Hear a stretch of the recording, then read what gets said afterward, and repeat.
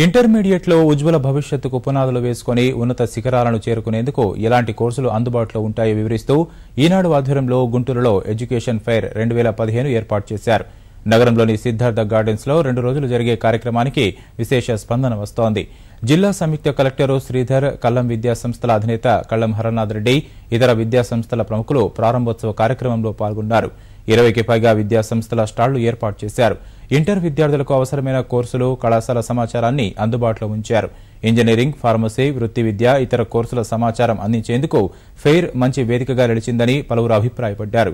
Engineering web counselling గురించి విద్యార్థులు, వారి తల్లిదండ్రులకు అవగాహన కల్పించారు.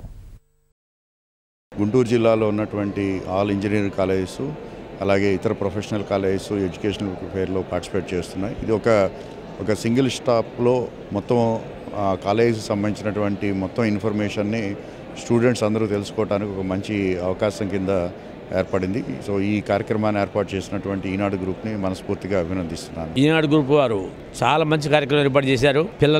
పిల్లల తల్లిదండ్రులకి, కాలేజీ వాళ్ళందరికి కూడా. ఎలా అంటే గుంటూరు జిల్లాలో సుమారు 45-50 కాలేజీలు ఉన్నాయి.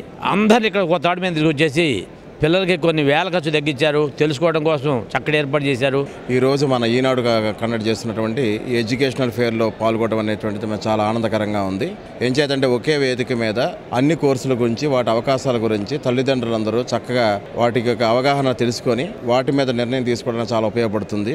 ఈ యొక్క కాంపిటేటివ్ వరల్డ్లో ముఖ్యంగా స్టూడెంట్ కానీ పేరెంట్ కానీ చూసుకోవాల్సింది ఏంటంటే ప్లేస్మెంట్స్ ఎట్లా ఉన్నాయి, అకాడమిక్గా పూర్గా ఉన్నటువంటి స్టూడెంట్స్ని మోటివేట్ చేయటము, ఫైనల్ ఇయర్కి వచ్చేటప్పటికి ప్లేస్మెంట్స్కి వెళ్ళేటట్టుగా, లేకపోతే కొంతమందిని సొంతంగా కాళ్ళ మీద వాళ్ళు నిలబడేటట్టు ఒక 10 మందికి ఉద్యోగాలని కల్పించేటట్టుగా ఉండాలి నవేడేస్. మన ఈనాడు ద్వారా ఎడ్యుకేషన్ ఫెయిర్ని ఏర్పాటు చేయడం చాలా ఆనందించదగ్గ విషయం. మొట్టమొదటిసారిగా ఇంజనీరింగ్ కౌన్సిలింగ్ జూన్లో మొదలుపెట్టడం అనేది ఆంధ్రప్రదేశ్ ప్రభుత్వం తీసుకున్నటువంటి పెద్ద చొరవ. ఇటువంటి సమయంలో విద్యార్థులకి ఏ కాలేజీలో చేరాలి, ఎటువంటి కోర్సులు అనే అవగాహన ఏర్పాటు చేసుకోవడానికి సరైన సమయం కొద్దిగా తగ్గినందువల్ల ఇటువంటి ఫెయిర్ ఏర్పాటు చేసి అన్ని కాలేజీలు ఒకచోట చేర్చడం వల్ల విద్యార్థులు అన్ని సదుపాయాల గురించి కూడా తెలుసుకోవడానికి, వారు సరైనటువంటి నిర్ణయం తీసుకోవడానికి మంచి అవకాశం కలిగింది. మనకి అవైలబిలిటీ సీట్స్ అయితే ఎన్నైతే ఉన్నాయో అంతకన్నా ఒక 10 to 20% ఎక్స్ట్రా విద్యార్థులు ఉన్నారు.